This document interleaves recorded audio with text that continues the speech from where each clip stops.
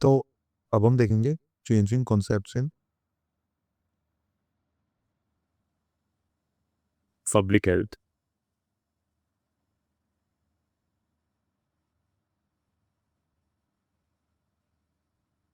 तो public health भी है, इसके भी बार बार ट्रांजिशन आए हैं, मेनली 4 मेजर फेजेस में इसके ट्रांजिशन आए हैं।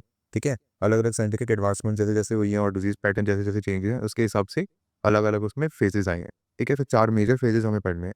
तो सबसे पहला है डिजीज कंट्रोल फेज।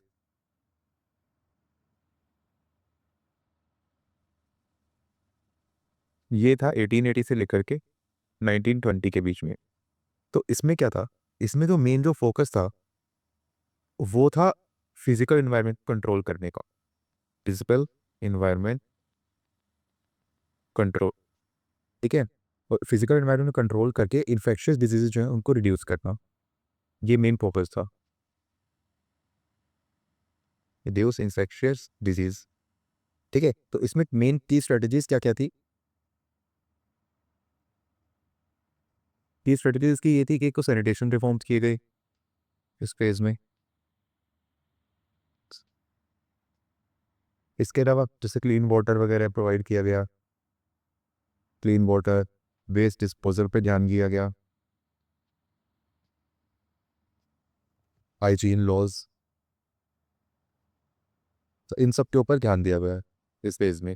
ठीक है, और ये थी mainly non specific disease prevention थी, यानी ये कोई स्पेसिफिक डिजीज के लिए नहीं था, ओवरऑल इन जनरल सैनिटेशन पे ध्यान दिया गया।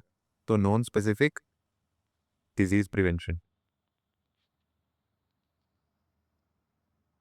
इसका एग्जांपल जैसे मान लो कि अर्बन ड्रेनेज सिस्टम जब बेटर हुआ तो उसके बाद से हमने देखा कि कोलेरा के आउटब्रेक्स कम हो गए थे।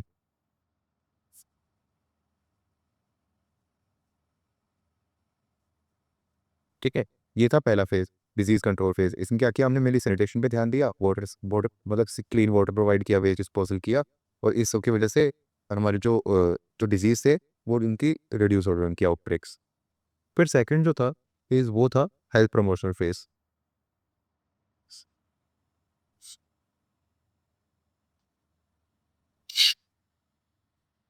ये था 1920 से लेकर के 1960 के बीच में।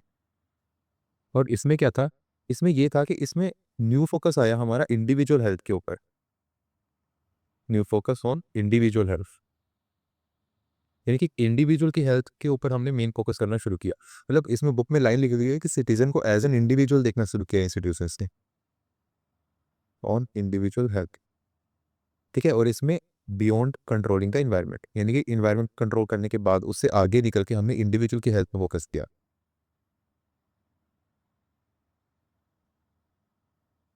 फिर इसमें क्या क्या जो सर्विसेज इंट्रोड्यूस हुई, जैसे maternal and child care, maternal and child health, ये फैसिलिटी इंट्रोड्यूस हुई। फिर इसके अलावा स्कूल एंड इंडस्ट्रियल हेल्थ।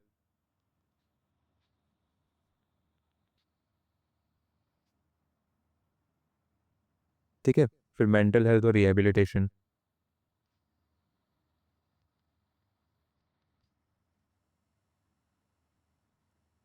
तो इन सब चीज़ों पे फोकस किया गया इस फेज में। ठीक है, और इसमें की डेवलपमेंट क्या क्या हुआ, एक तो प्राइमरी हेल्थ सेंटर खुलने शुरू हुए। की डेवलपमेंट, सबसे पहला प्राइमरी हेल्थ सेंटर, पीएचसी जिसको बोल रहे थे। तो पीएचसी का मेन एम क्या था, मेन एम इसका ये था कि बेसिक हेल्थ सर्विसेज प्रोवाइड की जाएं to the urban and rural population. अब जो प्राइमरी हेल्थ सेंटर था, इसका कॉन्सेप्ट सबसे पहले दिया था लॉर्ड डाउसन ने द ईयर 1920, और फिर उसके बाद इसको लीग ऑफ नेशंस के भी बाद में सपोर्ट किया इन द ईयर 1931। ठीक है, इसके अलावा पहला डेवलपमेंट तो ये हुआ पीएचसी का। इसके अलावा दूसरा जो डेवलपमेंट था वो था कम्युनिटी डेवलपमेंट प्रोग्राम। तो कम्युनिटी डेवलपमेंट प्रोग्राम में क्या हुआ कि मेनली तो विलेज की कम्युनिटी थी, जो कम्युनिटी थी विलेजेस में, उनको एक्टिवली पार्टिसिपेट करने को कहा गया for the development of village. Community development programme. अब इसमें क्या हुआ, community participations in development of village infrastructure.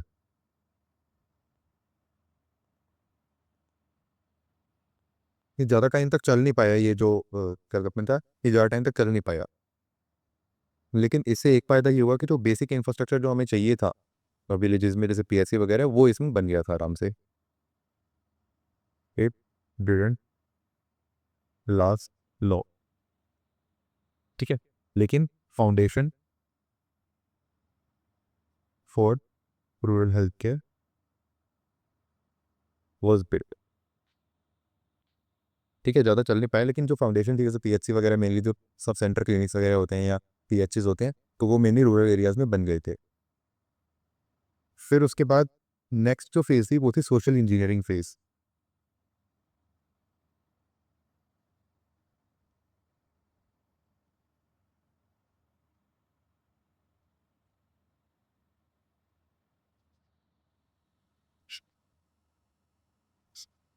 तो सोशल इंजीनियरिंग फेज़ ये थी 1960 से लेकर के 1980 के बीच में. ठीक है, इसमें क्या हुआ, इस टाइम में क्या हुआ कि जो शिफ्ट हो रहा था यहाँ पे, इसमें मेनली शिफ्ट क्या था कि जो क्रोनिक डिजीज थे वो इंक्रीज कर रहे थे. क्रोनिक डिजीजेस जैसे कि cancer, diabetes, heart disease, alcoholism, तो ये सब डिजीज आ रहे थे. ठीक है, जो पहले के डिजीज थे हमको तो इम्यूनाइजेशन वगैरह के थ्रू उनको एरेडिकेट कर दिया था, बहुत हद तक कम कर दिया था, लेकिन ये जो क्रोनिक डिजीज है ये वापस से शुरू, मतलब ये शुरू हो गए थे. ठीक है, तो उसके इसमें प्रॉब्लम क्या थी, प्रॉब्लम ये थी कि इनको नॉर्मल इम्यूनाइजेशन वगैरह से या आइसोलेशन से सही नहीं कर सकते थे. इम्यूनाइजेशन या आइसोलेशन से इनको सही नहीं कर सकते थे. ठीक है, तो इसके लिए क्या, मतलब इसके लिए नया कंसेप्ट शुरू हुआ रिस्क फैक्टर का. हम्म, अब रिस्क फैक्टर जैसे कि स्मोकिंग, डाइट, स्ट्रेस, तो ये सब जो थे रिस्क फैक्टर्स थे कि इन पे ध्यान दिया गया. ठीक है, तो पब्लिक हेल्थ का फोकस इसमें क्या हो गया, इसमें फोकस हो गया on behavioural and social detriments, behavioural and social detriments of health, determinants of.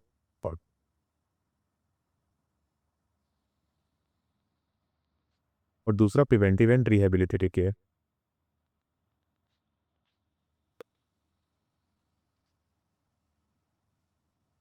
ठीक है, इसमें क्या हुआ, जैसे पुरानी जो डिजीज थी ना, जैसे कोलेरा वगैरह हो गया, ये सब पोलियो वगैरह, तो इनको क्या हुआ, इम्यूनाइजेशन और आइसोलेशन के थ्रू हम, मतलब इम्यूनाइजेशन के थ्रू पोलियो वगैरह हमने इरेडिकेट कर दिया, स्मॉल पॉक्स इरेडिकेट कर दिया. ठीक है, और कुछ जो डिजीज कम्युनिकेबल डिजीज थी उनको हम आइसोलेशन के थ्रू इरेडिकेट करते गए, कि जो मान लो किसी को हो गया कोई कम्युनिकेबल डिजीज, तो उसको सबसे अलग रख दिया, उसको आइसोलेट कर दिया. ठीक है, लेकिन जैसे जैसे वर्ल्ड चेंज हुआ, जैसे वैसे वैसे नई क्रॉनिक डिजीज सामने आई, क्योंकि स्ट्रेस की वजह से, स्मोकिंग की वजह से, या एंग्जाइटी और इन सब की वजह से क्या हुआ कि obesity, alcoholism, heart disease, diabetes, cancer, ये सब चीज़ें शुरू हो गई. ठीक है, तो इनको हम नॉर्मली इम्यूनाइज़ेशन तो नहीं कर सकते. ठीक है, किसी को ओबेसिटी के खिलाफ इम्यूनाइज़ तो नहीं कर सकते, या उसको आइसोलेट कर देंगे तो उससे ओबेसिटी में तो कोई इलाज होगा नहीं उसका. तो इसके लिए हमने क्या किया, मेनली जो फोकस हो गया पब्लिक हेल्थ का, वो रिस्क फैक्टर को कम करने में होगा. ठीक है, कि इसमें हम पेशेंट्स को, मतलब एक तरह से इंडिविजुअल्स को ज्ञान देंगे, उनको उनको एक तरह से बताएँगे कि आप ये सब बिहेवियर, उनको एक तरह बिहेवियरल थेरेपी देंगे. ठीक है, सोशल और बिहेवियरल थेरेपी देंगे कि आपको क्या अपनी हैबिट्स को रोकना चाहिए और कौन-सी हैबिट्स आपके लिए खराब है, एक तरह से काउंसलिंग करेंगे उनकी. ठीक है, और मान लो अगर उनको हो भी जाती है ये सब, मान लो अगर डायबिटीज़ हो गई या हार्ट डिज़ीज़ हो गई, तो उनकी प्रिवेंटिव केयर कैसे करेंगे कि और ज़्यादा वो आगे फैले ना, मतलब और ज़्यादा उनके डिसेबिलिटी वगैरह बहुत ज़्यादा इंक्रीज़ ना हो जाए, और उसके बाद जब वो ट्रीट हो जाए तो उनको रिहैबिलिटेट कैसे करना है. तो इस सब पे ध्यान दिया गया है इसमें. ठीक है, तो इसमें इन्फेक्शियस से लाइफ़स्टाइल डिसीज़ पे फोकस किया गया. इन्फेक्शियस टू क्रोनिक लाइफ़स्टाइल डी ठीक है, लाइफ़स्टाइल डिजीज़ जैसे ओबेसिटी वगैरह, इन सबको ज़्यादा फोकस होने लगा. ठीक है, और जर्म थ्योरी से हमारा फोकस शिफ्ट हुआ सोशल एंड बिहेवियरल मॉडल के.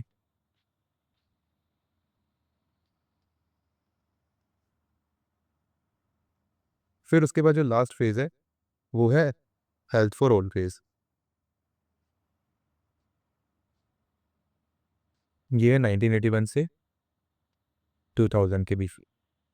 ठीक है, तो इसमें क्या देखा गया, इसमें ग्लोबल इनइक्वालिटी के बारे में देखा गया. क्या मतलब ग्लोबल इनइक्वालिटी का? ग्लोबल इनइक्वालिटी का मतलब ये कि जो भी 80% पीपल है डेवलपिंग वर्ल्ड में, 80% वो पॉपुलेशन है लगभग, उनके पास कोई एक्सेस नहीं है बेसिक हेल्थ केयर का। ठीक है, 80% lack access to health care. जो भी फैसिलिटीज़ हैं हेल्थ वगैरह से रिलेटेड या सैनिटेशन से related, clean water, clean food, ये सब मेनली जो टॉप के 20% लोग हैं उनको ही अवेलेबल है। तो नीचे के 80% लोग हैं मान लो, उनके पास कोई भी हेल्थ फैसिलिटी, उनके पास एक्सेस ही नहीं है उस। ठीक है। तो डब्ल्यू एच ओ ने 1977 में मेनली एक गोल सबसे पहले रखा, health for all by 2020, sorry 2000। ठीक है, यानी कि इसमें बेसिक हेल्थ केयर सबको प्रोवाइड की जाएगी। मतलब एक से 2000 तक हम ऐसा इंफ्रास्ट्रक्चर बना लेंगे कि लगभग 100% लोगों को बेसिक हेल्थ प्रोवाइड की जा सके। ठीक है, 1978 में फिर एल्मा एटा डिक्लेरेशन हुई,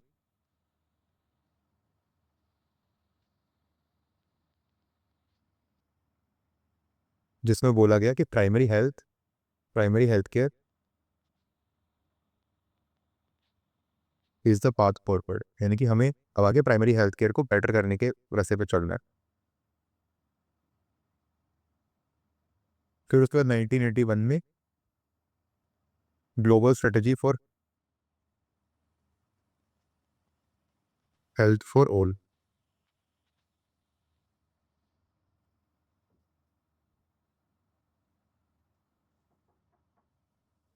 इसको सबने अडॉप्ट किया। तो हेल्थ फॉर ऑल की डेफिनेशन एक तरह से बुक में दी हुई है कि a level of health that enables every individual to lead a socially and economically productive life. ठीक है। और फिर उसके बाद न्यू पब्लिक हेल्थ जो था, उसमें एक कोलैबोरेटिव ग्लोबल एफर्ट किया गया कि लोगों को सेफ वाटर, न्यूट्रिशन, सैनिटेशन और बेसिक हेल्थ सर्विसेज प्रोवाइड की गई। तो ये तो मेनली चार कॉन्सेप्ट जो कि बुक में दिए हुए हैं, changing concepts of the public health.